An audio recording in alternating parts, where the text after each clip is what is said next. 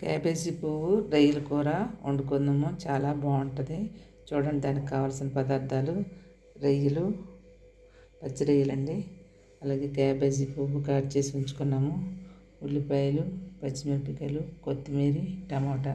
ముందుగాను రొయ్యలు వేపు ఉంచుకుందాము. దాన్ని పెట్టుకొని నేను వేసుకొని ఇప్పుడు అందులో రొయ్యలు వేస్తున్నాను. రొయ్యలు బాగా వేగబెట్టుకొని రొయ్యలు బాగా వేడుకున్నాము.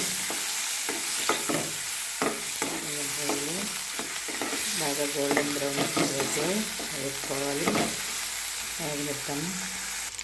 ఇవన్నీ రొయ్యలు వేగిపోయి కదా, ఇవి తీసి పక్కన పెట్టుకుందాము. అదే కర్రీలో కొద్దిగా పోపు దినుసులు వేసుకుంటున్నాము. అలాగే కట్ చేసి పచ్చిమిర్చి కూడా వేసుకుంటున్నాము. అలాగే కట్ చేసి ఉంచుకున్న ఉల్లిపాయలు కూడా వేసుకున్నాము. ఇందులోనే కొద్దిగా ఉప్పు కూడా వేసుకుంటున్నాము. ఇవన్నీ ఉప్పు కూడా వేసేసుకున్నాము. ఇది కొద్దిగా గోల్డెన్ బ్రౌన్ కలర్ వచ్చేటట్టు వేయించుకున్నాము. చూడండి, ఇలా వేసుకొని ఉప్పు వేయడం వల్ల త్వరగా ఉల్లిపాయలు అనేవి మగ్గుతాయి. చూడండి, ఇది క్యాబేజీ పచ్చి రొయ్యలు కూర చాలా బాగుంటుంది. ఇది చికెన్ కూరలాగా ఉంటుంది. దీంట్లో గరం మసాలా కూడా, పచ్చి గరం మసాలా, అల్లం వెల్లుల్లి పేస్ట్ కూడా వేస్తే ఎంతో టేస్టీగా ఉంటుంది. ఇవన్నీ ఉల్లిపాయలు వేసిపోయి కదా, ఇప్పుడు మనం కట్ చేసి ఉంచుకున్న క్యాబేజీ పువ్వును కూడా ఇందులో వేసుకుంటున్నాము.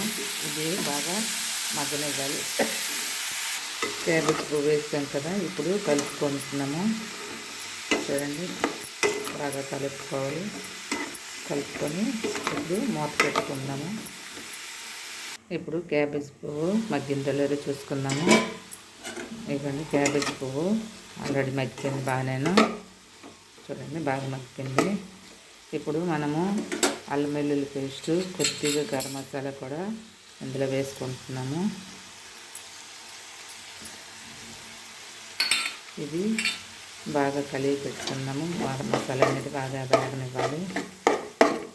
అప్పుడు చికెన్ కూరలో ఉంటుంది. ఇది పచ్చి గరం మసాలా చాలా టేస్ట్గా కూడా ఉంటుంది పచ్చి వేయడం వల్ల. మసాలా కూడా వేగిపోయింది కదా, ఇప్పుడు మనం కట్ చేసి ఉంచుకున్న టమాటాను వేసుకున్నాము.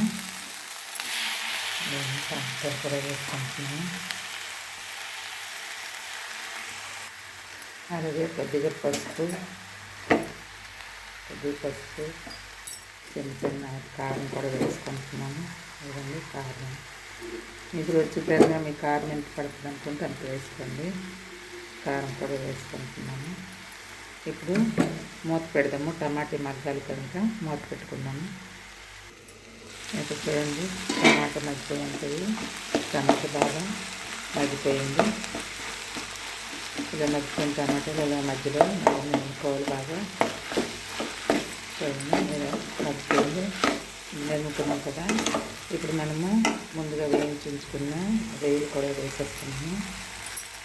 అలాగే కొత్తిమీర కూడా వేసేసుకుంటున్నాము.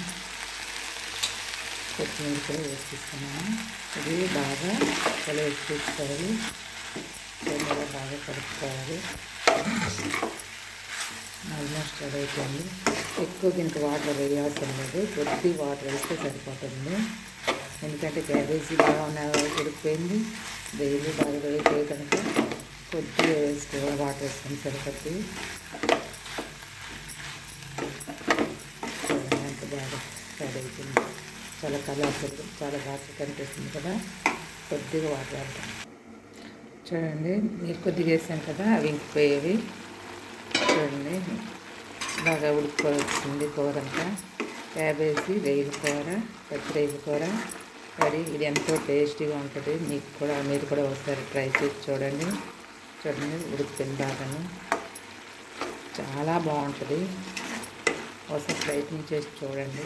మీకు నచ్చినట్టయితే లైక్ చేయండి, షేర్ చేయండి, సబ్స్క్రైబ్ చేయండి. Thank you.